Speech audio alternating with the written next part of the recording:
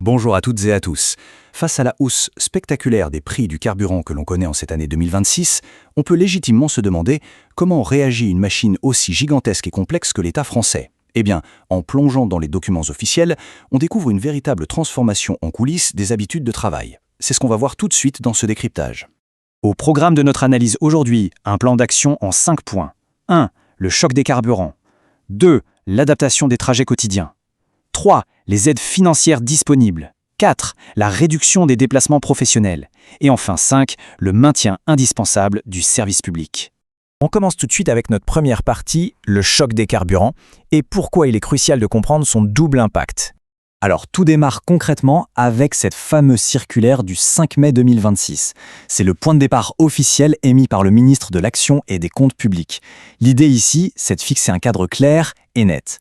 L'administration doit imposer des mesures à la fois temporaires et proportionnées pour alléger cette énorme facture énergétique, tout en utilisant au maximum la souplesse de notre droit actuel.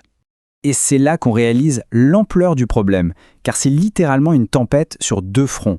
D'un côté, on a le portefeuille des agents de l'État qui se retrouvent complètement asséchés par le coût de leur trajet domicile-travail en voiture individuelle, mais de l'autre côté, c'est le budget de fonctionnement de l'État lui-même qui explose à cause des frais de déplacement professionnel, que ce soit par la route ou dans les airs. C'est vraiment un effet ciseau redoutable. Passons à notre deuxième partie. Adapter les trajets quotidiens avec un focus sur le télétravail. L'instruction est passée et elle est pressante pour les managers. Il faut absolument revoir l'organisation du travail. Le but, augmenter le télétravail de manière individualisée. Mais attention, on ne fait pas n'importe quoi. Le cadre légal reste strict. Le plafond est fixé à 3 jours de télétravail par semaine maximum pour un agent à temps plein. Il faut bien comprendre que cette mesure est activée pour une question de coût financier. Ce n'est pas du tout une pénurie d'essence qui bloquerait physiquement l'accès au bureau. Et d'ailleurs, ce n'est pas la règle du premier arrivé, premier servi. La priorité absolue pour le télétravail est donnée aux agents qui sont, en quelque sorte, prisonniers de leur voiture, tout simplement parce que l'offre de transport en commun près de chez eux est insuffisante. L'objectif derrière tout ça, c'est vraiment de faire chuter le nombre de véhicules individuels sur les routes et d'encourager massivement des alternatives comme le covoiturage, tout en s'assurant que le service public continue de tourner.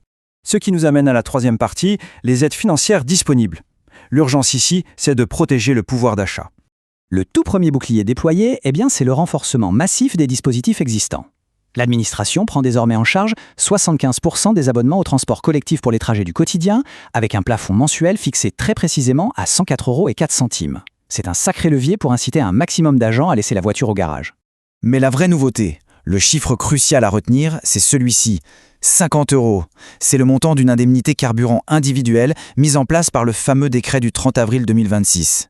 Cette aide cible très spécifiquement les personnels qui n'ont d'autre choix que d'utiliser leur propre véhicule thermique pour le travail. C'est un coup de pouce très concret, très direct pour amortir le choc à la pompe. Et en pratique, comment ça se passe? L'idée, c'est que ce soit extrêmement fluide. Étape 1, il faut d'abord remplir certains critères de revenus et de distance. Étape 2, tout se fait en ligne, en quelques clics, via son espace personnel sur impôts.gouv.fr, et ce, dès le mois de mai 2026. Et enfin, étape 3, la promesse est forte, recevoir le versement en 10 jours environ. L'administration qui agit à la vitesse de l'éclair de manière numérisée, c'est aussi ça la gestion de crise. Quatrième partie de notre décryptage, réduire les déplacements professionnels. On parle ici d'un véritable changement de culture à l'échelle macro. Concrètement, c'est la fin de la réunionnite aiguë en présentiel. La nouvelle norme absolue, c'est le distanciel par défaut. Que ce soit pour les réunions, les formations ou même les jurys, tout bascule en audioconférence ou sur la fameuse plateforme interministérielle de l'État Visio. Si l'on n'a pas un besoin vital d'être physiquement dans la même pièce, on reste derrière son écran. Bien sûr, parfois on n'a pas le choix. Pour des missions de sécurité ou des interventions urgentes, il faut se déplacer physiquement.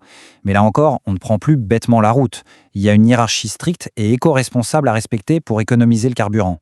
D'abord, on vérifie si Visio est possible. Sinon, c'est le train ou les transports en commun. Si ça ne marche pas, on passe au covoiturage.